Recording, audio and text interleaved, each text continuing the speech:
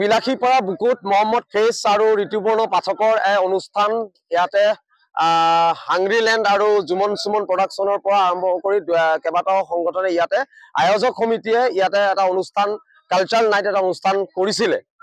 অতি দুৰ্ভাগ্যজনক বিলাসীপাৰাৰ এই অনুষ্ঠানটি দীৰ্ঘদিন পিছত এটা ডাঙৰ অনুষ্ঠান ৰাইজে উপভোগ কৰাৰ বাবে অতি আগ্ৰহেৰে বাট চাই আছিলে আৰু 2000ৰ পৰা 1500 টকা টিকেট সংগ্ৰহ কৰি ৰাইজে এই অনুষ্ঠানটি চাবৰ বাবে আহিছিলে বিলাসীপাৰা আইএনএ খেলপথাৰত। কিন্তু অতি দুৰ্ভাগ্যজনক ৰাতি 1টা বজালৈকে ৰাইজ উপেক্ষাৰ অন্তত তেওঁলোকে চাই আছিলে যে মূল আৰ্টিষ্ট মহম্মদ ফেজ আৰু ঋতুপৰ্ণ পাঠকৰ অনুষ্ঠান চাব। কিন্তু ৰাতি 1টা বজা পাৰ হৈ গ'ল, তেতিয়ালৈকে যেতিয়া মূল শিল্পীগৰাকীয়ে অনুষ্ঠান চাব নোৱাৰিলে ৰাইজ, তেতিয়া ক্ষোভিত হৈ পৰে আৰু ৰাইজ উত্তেজিত, ৰাইজে চকী মেচ আদি ভাঙি চুৰমাৰ লণ্ডভণ্ড কৰি পেলালে। আৰু স্বাভাৱিক কথা, কাৰণ 2000 টিকেট এটা সংগ্ৰহ কৰি ৰাইজে যেতিয়া এটা অনুষ্ঠান চাবলৈ আহিব, ৰাতি 1টা-2টা বজালৈকে যেতিয়া অনুষ্ঠান চাবলৈ নাপাব, কি কাৰণত নাপালে এইটো অতি দুৰ্ভাগ্যজনক। যেতিয়া আমি গম পালো যে আচলতে মূল শিল্পীগৰাকীক আয়োজক সমিতিয়ে তেওঁলোকৰ ধনৰাশি যিটো মূল পেমেণ্ট, সেই পেমেণ্টটো কৰিব পৰা নাই, যাৰ ফলত শিল্পী দুগৰাকীয়ে অনুষ্ঠানৰ পৰা বিৰত থাকিব লগা হ'ল আৰু যাৰ ফলত ৰাইজ উত্তেজিত হৈ পৰিলে। 2000 টকাত টিকট সংগ্ৰহ কৰি ৰাইজ অনুষ্ঠানটো চাব নোৱাৰিলে, যাৰ ফলত ক্ষোভিত হৈ পৰিলে। উত্তেজিত ৰাইজে চকী মেচ ভাঙি লণ্ডভণ্ড কৰি সম্পূৰ্ণ অনুষ্ঠানটোই বন্ধ হৈ গ'ল। অতি দুৰ্ভাগ্যজনক।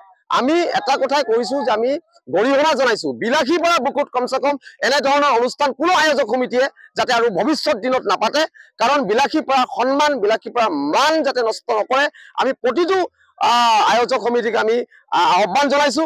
পৰৱৰ্তী ক্ষেত্ৰত তেনেকুৱা ধৰণৰ যাতে কাম নকৰে, বিলাসীপাৰা সন্মান বচাই ৰাখক।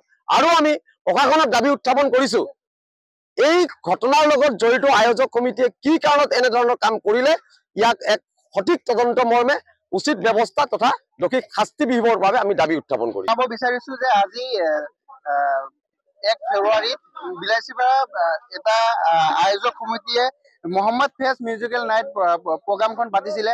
আমি দেখিবলৈ পাইছিলো যেতিয়া প্ৰগ্ৰামখন ষ্টাৰ্ট হয়, একে প্ৰগ্ৰামতে ৰাতি যেতিয়া 1টা বাজি গ'ল, সেই প্ৰগ্ৰামটোতে বহি থকা চেয়াৰখিনি ভাং চুৰ কৰি প্ৰগ্ৰামখন শেষ কৰি দিলে। কিহৰ কাৰণে কৰিলে? মহম্মদ ফেজ কনচাৰ্ট আছিলে। এই মহম্মদ ফেজ কনচাৰ্টত ৰাতি 1টাৰ পিছতো মহম্মদ ফেজ আজি ইয়াত আহি উপস্থিত হোৱা নাছিল কাৰণে মানুহে উত্তেজিত হৈ নিয়ন্ত্ৰণহীনভাৱে মানুহে নিজৰ বহি থকা চেয়াৰখিনি ভাং চুৰ কৰি ক'ত কৰিছে আমি আচৰিত পাইছো। আৰু আয়োজক সমিতিয়ে ইয়াত উপস্থিত নথকাৰ কাৰণে এনেকুৱা পৰিৱেশ হৈছে। আয়োজক সমিতিয়ে আমাৰ বিলাসীপাৰা ৰাইজক প্ৰতাৰণা কৰিলে। আমি দেখিবলৈ পাইছো অসমৰ প্ৰাক্তন মন্ত্ৰী মহিবুল হক মিনিষ্টাৰত তেতিয়া ইয়াত উপস্থিত আছিলে। গতিকে গৰিপুৰৰ পৰা আহি বিলাসীপাৰা ৰাইজক প্ৰতাৰণা কৰিলে। আমি দাবী উত্থাপন কৰিছো বিলাসীপাৰা প্ৰতিগৰাকী ক্ৰয় টিকট ব্যক্তিসকলৰ পইচা ঘূৰাই দিবলৈ আমি দাবী উত্থাপন কৰিছো আৰু আয়োজক সমিতিক প্ৰশাসনৰ ফালৰ পৰা উচিত শাস্তি বিহিবৰ কাৰণে আমি দাবী উত্থাপন কৰিছো।